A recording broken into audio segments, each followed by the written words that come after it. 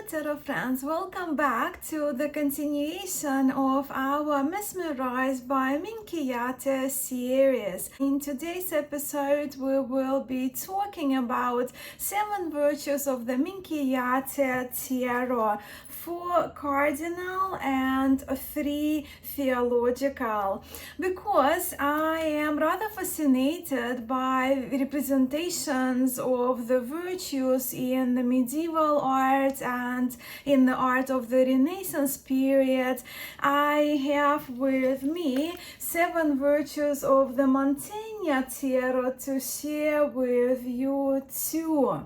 Also, for this video, I put together the photos I took back in Italy in 2023. So, together with the Minchiate and Mantegna virtues, today we will be having a look at the frescoes of the 7 virtues from the Scrovegni chapel in Padua, the virtues portrayed by Giotto in the 1300s. Then I will share with you 6 out of 7 15th century virtues which decorate the upper walls of the Hall of the Virtues in the Schifanoia Palace in Ferrara, together with the series of the very beautiful paintings of the virtues, 6 by Pollaiuolo and 1 by Botticelli, which go back to the 1400s also, and which are kept at the Uffizi Gallery in Florence. But first things first, let us now return to the 7 virtues of the Minchiate Tarot, and we will be doing that using our two usual decks for our series. Well, for most part, the decks belonging to the earlier and to the later Minchiate patterns, and we will be using them to cover, for most part, the subject of today's video.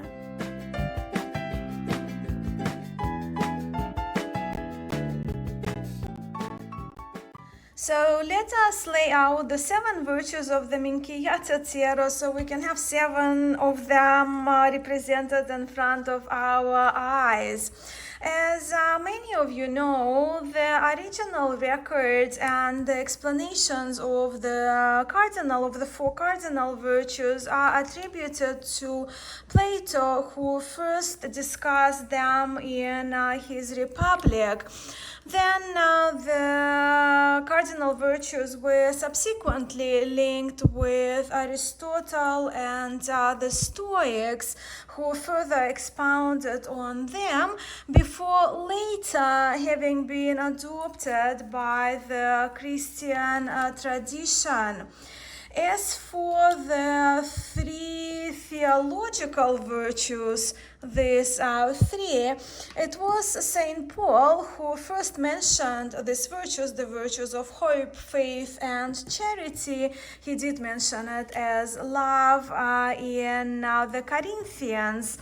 And then medieval priest Tommaso d'Aquino, or Thomas Aquinas in English, formally labeled these 3 virtues as theological, and it was much later that he did that in the 13th century.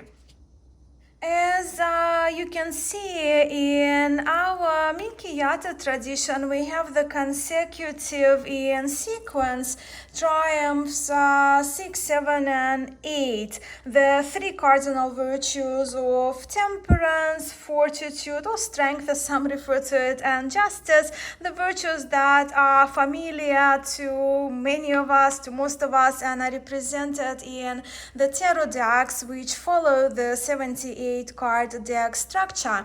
But then as we get to the fourth virtue, Arcanum 16, there is that jump as we are skipping these cards from the Triumph 9, the wheel, all the way through to the House of the Devil, and we will be talking about these cards in the next episode of the Mesmerized by Minchiate series.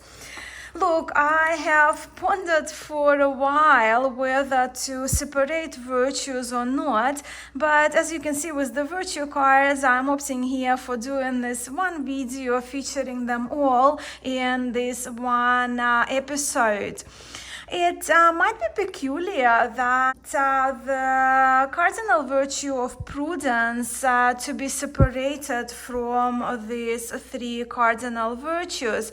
But then, if we consider the popular point of thought with the prudence being the mother or the charioteer of the virtues, it's only fair that it comes higher in its rank than these three cardinal virtues. But then, while it's hard to know, or rather difficult to find proof whether there was a divination related, or at least more than gaming related reasoning behind the numbering and the ranking of these cards in the sequence of the major arcana of the Minchiate, in the game of the Minchiate, the prudence and the three theological virtues, they rank higher in number than the lower three cardinal virtues. But the lower cardinal virtues, they are not only numerically lower, but also they are visibly lower in hierarchy than these four higher virtues. What I mean by the visual hierarchy is that in the earlier Minchiate pattern, we see our temperance, fortitude, and justice represented by the crowned figures, where in the later pattern there are no crowns, but they seem to wear their hair up. And then the hope, prudence, faith, and charity in both types of the Minchiate, earlier and later, they feature the scalloped or spider net looking halos. So in a sense, these four cards can be seen more spiritual than these three cardinal virtues. And as you have now already observed yourself, the virtue figures in the Minchiate Tarot are all seated, unlike the virtues, let's say, in the Marseille Tarot, where only justice is seated. And look, the whole crowns and halos and absence of the above of headpieces is a very interesting subject on its own too, and probably deserves a separate video. I find it very interesting as in the 15th century tarot decks, both illuminated, hand-painted, and woodblock decks, we observe those patterns, right? Crowns, scalloped halos, and the absence of. But let us now chat about these 7 virtues of the Minchiate Tarot one by one, while at the same time we'll have each virtue representing the earlier and the later patterns of the Minchiate. And in this section, I will share with you my understanding of also how these cards can be interpreted in a tarot reading. Numerically, temperance is Arcanum 6 in the Minchiate and is the first virtue card of the Minchiate tarot, where in the later 78 card tarot decks, let's say Tarot de Marseille, RWS, temperance is actually the last of the virtues, with the justice and fortitude preceding it. And of course, the virtues in the Minchiate tarot are not winged. As we see in the Minchiate tarot, in the earlier pattern, the temperance character is crowned with the lower vessel on the ground, where in the later Minchiate pattern, she is featured holding these two pictures with her hair up, so no crown, and with one of her breasts exposed. The differences between these two depictions most likely would mean a different interpretation of this card for us pictorial card readers. If we look at the function of this card, the actions that we see in both versions are the actions of mixing, of blending, of pouring, of tempering, balancing the liquid with a great degree of patience and precision without spilling a drop. So the temperance maiden is a master of precision, and by some she is seen as an alchemist of sorts too. In a tarot reading, she may invite us to take an action towards finding balance and harmony, towards moderating our behaviors, and perhaps even more literally combining two things at play, as we do have here, pouring one liquid from one pitcher into the other. For example, we may talk about combining forces, perhaps finding a compromise between two parties, connecting the dots. It will always depend on the context of our reading and the question we ask the cards. Temperance has a calm and focused look to her, so she can suggest contemplation. The flow of water into the wine, the flow of liquid can be seen as being in a state of flow, in a state of alignment.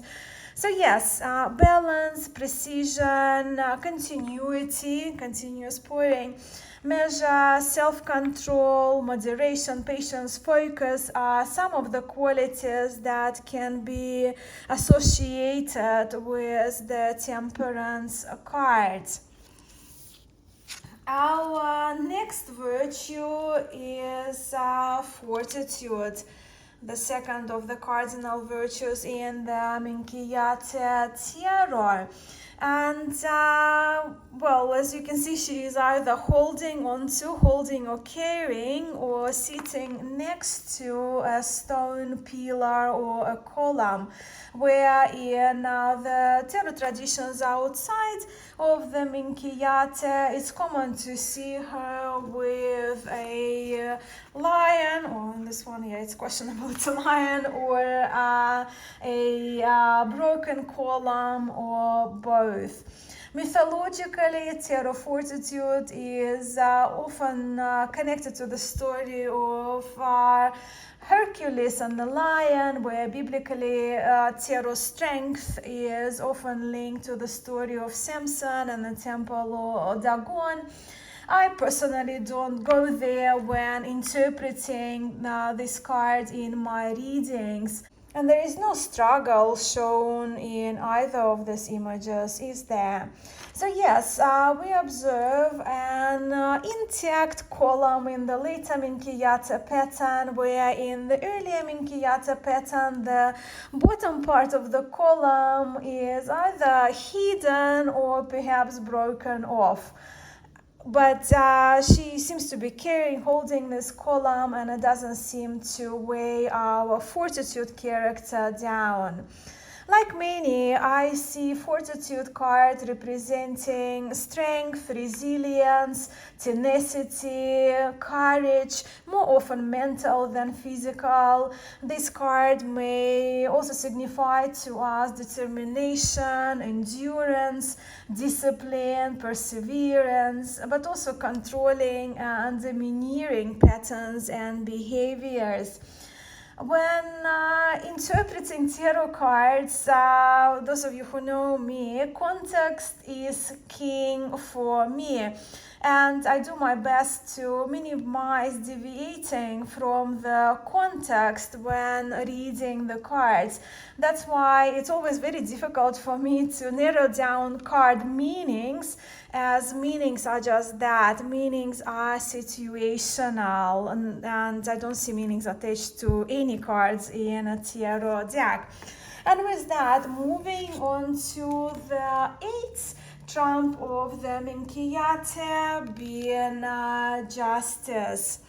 No blindfold in the Justice card, but we see her scales tipped off, and here the images seem to be reversed, right? Which hand she's holding the sword, which hand she is holding her scales.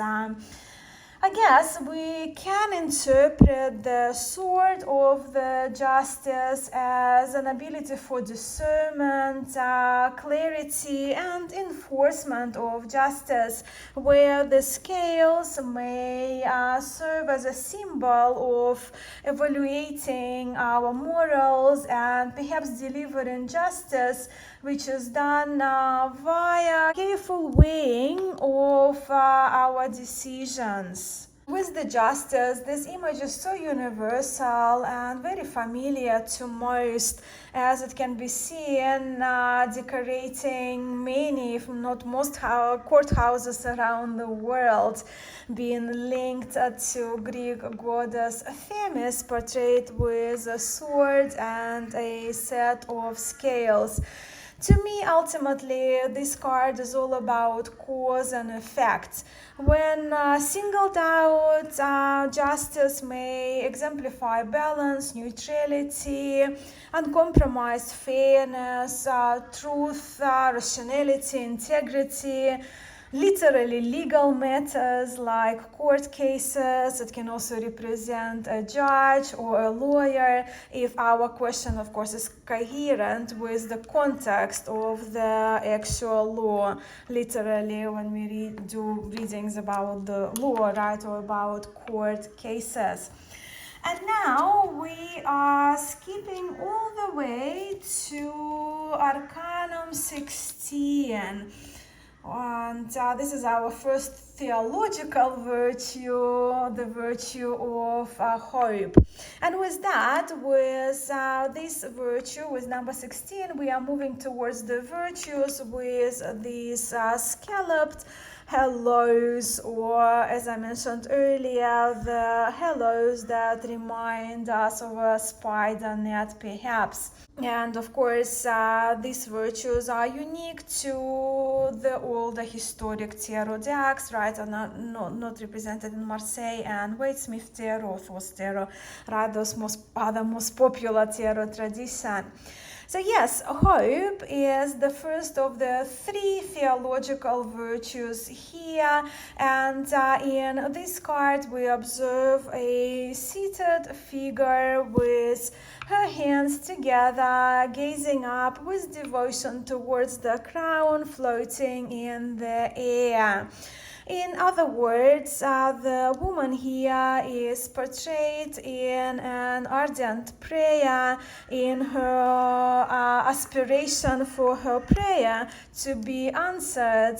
I'm saying that because I do see that this levitating, this floating crown appearing in front of her as her answer to her prayer being manifested.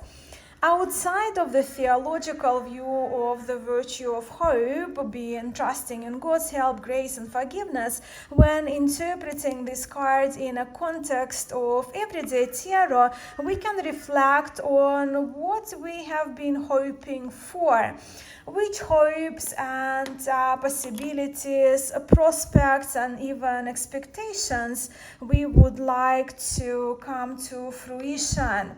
But then we can also ponder whether having hope is merely enough, or whether alongside with having hope, actions and perseverance are also necessary from our part.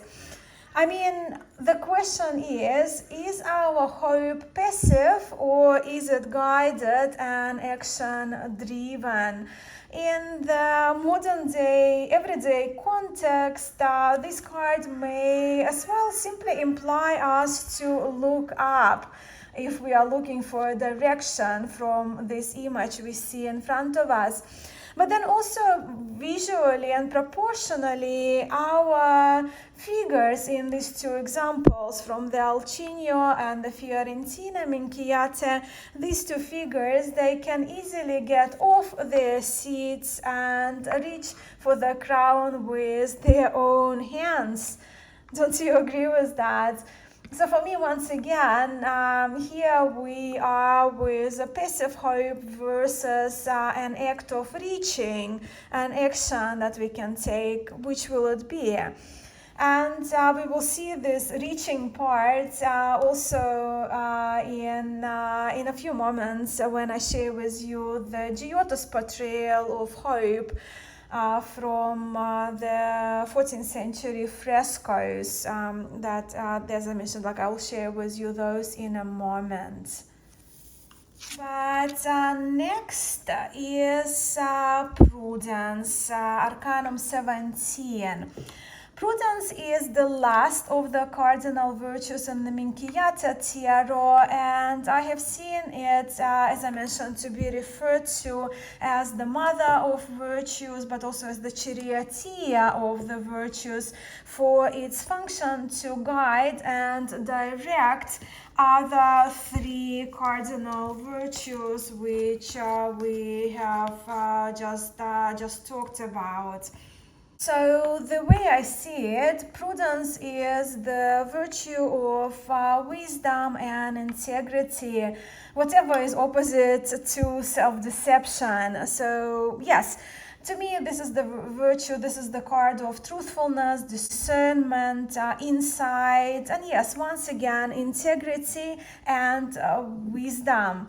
From memory, Plato referred to prudence also as wisdom. But then the figure here is shown already with a mirror reflecting the truth, reflecting her own face actually, yeah, but we can, I guess, probably see it as a symbol of truth, as in a snake, which we can interpret both as wisdom but also as a deceiver. So taking a nod to self-deception. This card once again reminds us to be discerning. As a student of yoga, of course, when I see a snake, I kind of get the hints on Kundalini, which is the awakening and being able to see things clearly without attachment. And all these attributes that I just mentioned, I do consider when this card appears in my readings. Reflection, sensible caution, wisdom, truthfulness versus self-deception. Then we have Arcanum 18. And Arcanum 18 is faith. Unlike the virtue of hope, which to me invites action of some sort, at least, the virtue of faith signals the time to trust and surrender.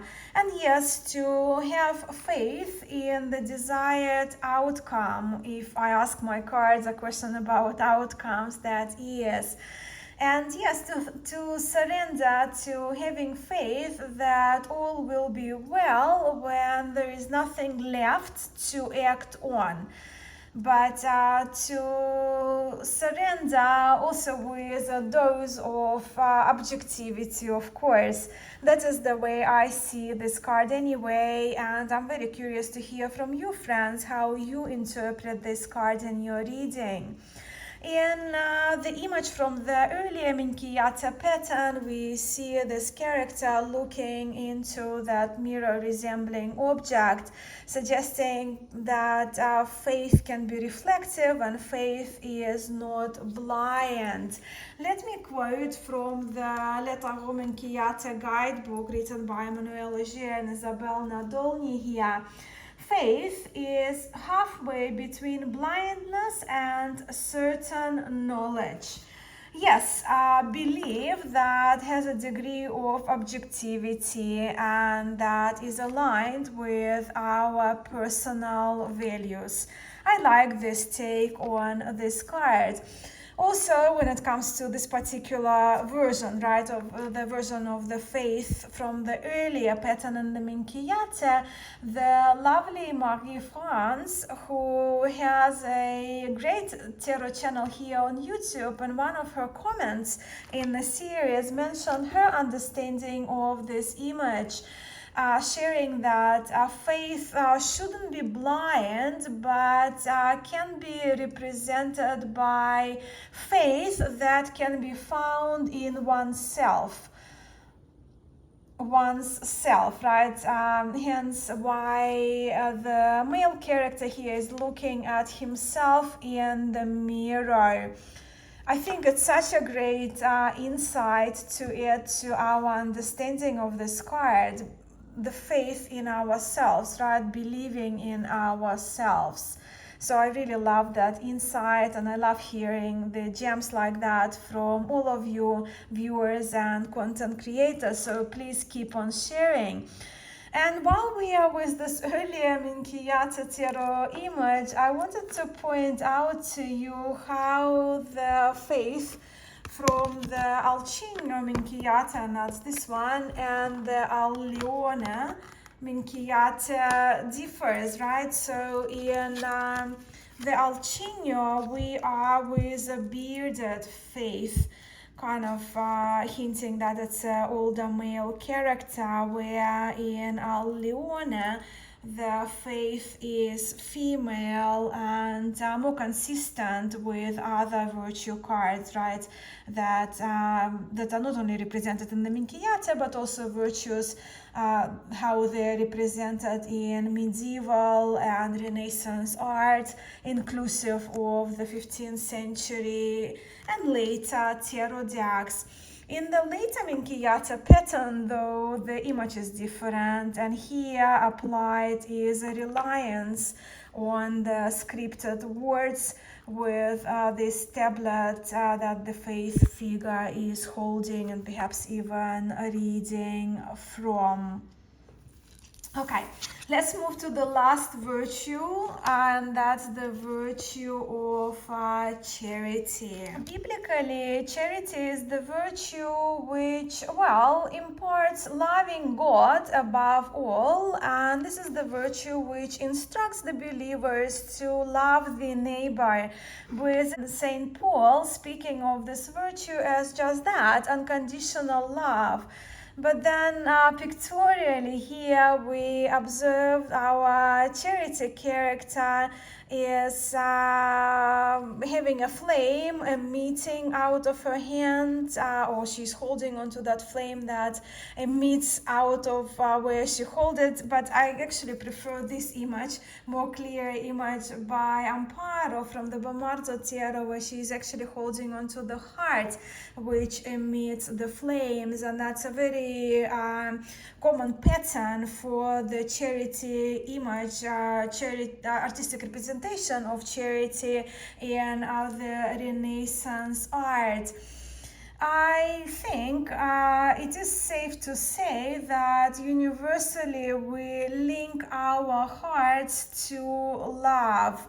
And that connection of the heart to the hand to the flame is kind of makes perfect sense to me, as the way I see it in our material world. Our hands are the extension of our hearts. Let me explain. Look, we express our love and affection through extending our arms, through touch, through hugs, don't we? And through holding somebody's body or hand in a time of adversity. We also express our compassion. We present and accept gifts with our hands too. So extending our arms and using our hands in these gestures that I've just mentioned, we communicate our love and compassion, along with showing our understanding, empathy, and yes, charity too towards each other. And don't our hands usually feel warm when we do that? So these were the Minchiate virtues one by one. And now let us briefly do a side-by-side of the Minchiate virtues with the 7 virtue cards from the Mantegna Tarot. And let us do that using the virtue cards from the Minchiate al Leone. The sequence of the virtues in Mantegna is different from the Minchiate, yet knowing our virtue patterns, these virtues are very easily recognizable to our eye.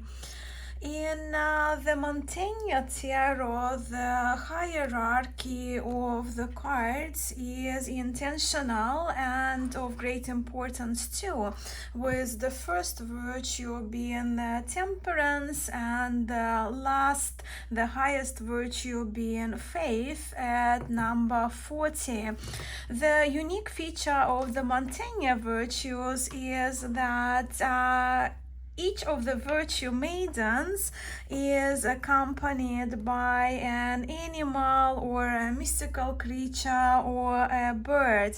I will link my video from my almost completed Mantegna series here at Musings by Masha, where I talk more about iconography of these images, of the Mantegna images.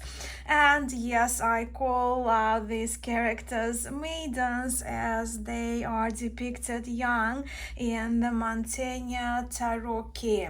But let's have a look briefly up close at these virtues one by one. So here we are with the temperance.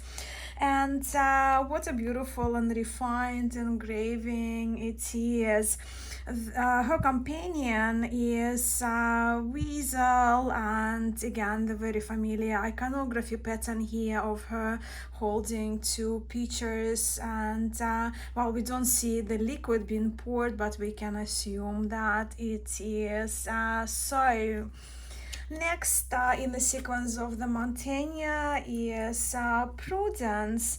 And Prudence has, well, 2 faces, right? So we have the older male face referencing the past, the maiden face representing the present, and then we also have that face reflected in the mirror, referring to the contemplation of the future. For the good measure, this temperance also is holding a compass in her hand, and in my print, because I just did a very basic print of the Mantegna cards, you don't see it clearly, but you will see in the version that I'm using in my Mantegna series, you will see that compass very clearly, and her companion is a dragon. Next in the Mantegna sequence is a Fortitude, broken pillar here. And we have already spoken how the pillars of Fortitude can differ in historic tarot decks. We are here once again, as we see triple faces in Prudence. We are here with the triple references to a lion. So that element, the lion element, is represented by her armor, the headpiece, protective headpiece, and then of course a little cute lion here in this Fortezza card. Justice, next is Justice, and once again it's very much in line with the familiar iconography, and this Justice is accompanied by a crane holding onto a stone. Charity is rather striking in Mantegna Tiero. She is feeding the breadcrumbs to the birds while the flames are emitting directly from her heart space. The mother bird here has also an open heart from which she is feeding her offsprings.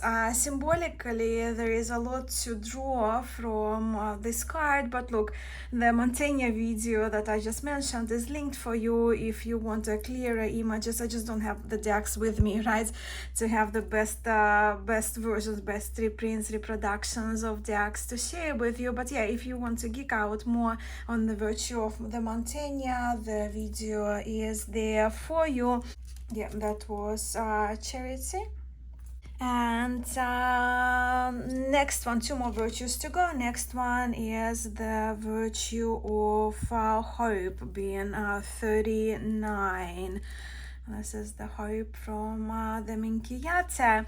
Hope is portrayed with a phoenix bird, if not quite rising from the ashes visually, but certainly hinting on it and signifying birth and renewal, and she is more gazing towards the light from the sun. And the last at number 40 is Faith, with a little adorable doggy here. I haven't mentioned earlier, but in this image especially, we can see how faith can be interpreted as the card of loyalty and devotion. I remember when filming my video on the virtues of the Mantegna Tiero over 2 years ago now, my dog Cheppy, started barking when I talked about these cards. So these were the Mantegna virtues as that extension of our exploration of 7 virtues represented in Tiero. And now to more geeky stuff that I promised you, beginning with the frescoes, which decorate the walls of the Cappella delle Scraveni, the Scraveni chapel in Padua. And these are my photos, and this is the chapel. I took those photos in 2023, and as you can see, the chapel itself is only small, but the frescoes which decorate the chapel are not only impressive artistically, but very important historically also. The frescoes in the Scraveni chapel, they go back to very early 1300s, so that is over 700 years ago, closer to 720 years actually, and it just blows my mind. I mean, we can talk probably for an hour about what we see in this chapel, but we are here for the virtues, so let's focus on them. And I saved them here on my iPad in order that they are shown in the Minchiate Tiero. So Temperance is first, and is very different, right, from the pattern that we are familiar with, as there are no liquid, no pictures in her hands, but instead a sword which is wrapped in a ribbon, and perhaps the sword with the ribbon signifies the moderation and reduction of the danger that a sword can represent, right? Like softening the blow of the sword. This is Fortitude, a more mature figure that we see in this image, in this mural, in this fresco. And she's shown with rather blunt sword and the shield featuring a lion. Again, we observe more maturity here, yes, in the justice figure. No sword or scales, but she's holding onto these two figurines instead. The hope is reaching, and I did mention that gesture of reaching. So our hope here is reaching for the crown the angel is presenting to her. I mentioned in the hope of the Minchiate tiara, we see how close the crown is to the hands of this figure, right? Very easy to extend the arms, to extend a hand up to reach it.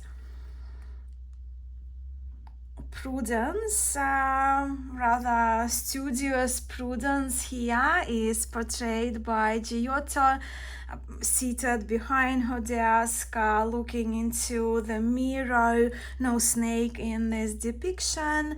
This is a faith, and visibly this faith is kind of somewhat blind, right? If you look at the gaze, or at least she looks blind to me. She's got the key here, the cross, and a scroll.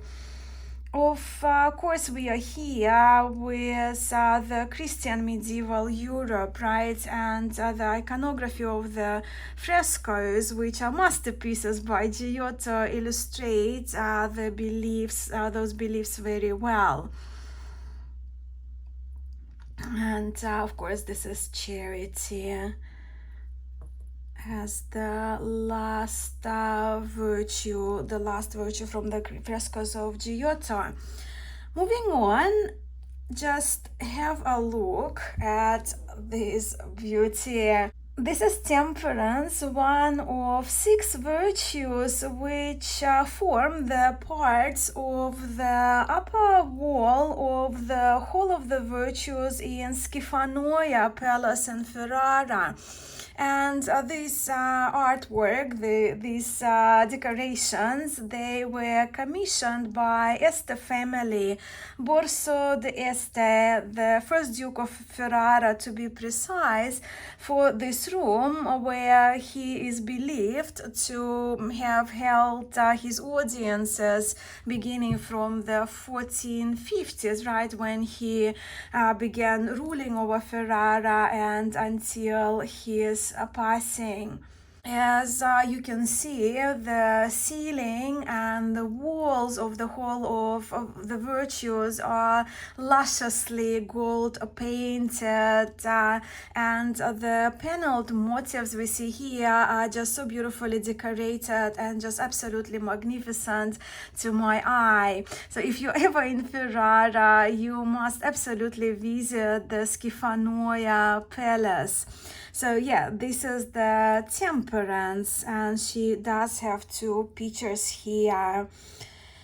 And next one is Fortitude. Fortitude is holding on to a column and gazing downward, because like when you look at them, you're looking from the floor upward, right? So we're talking about here the panels of the upper walls.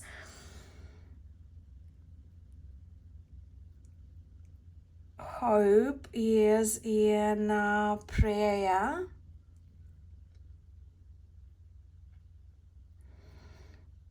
And Prudence is here portrayed in contemplation.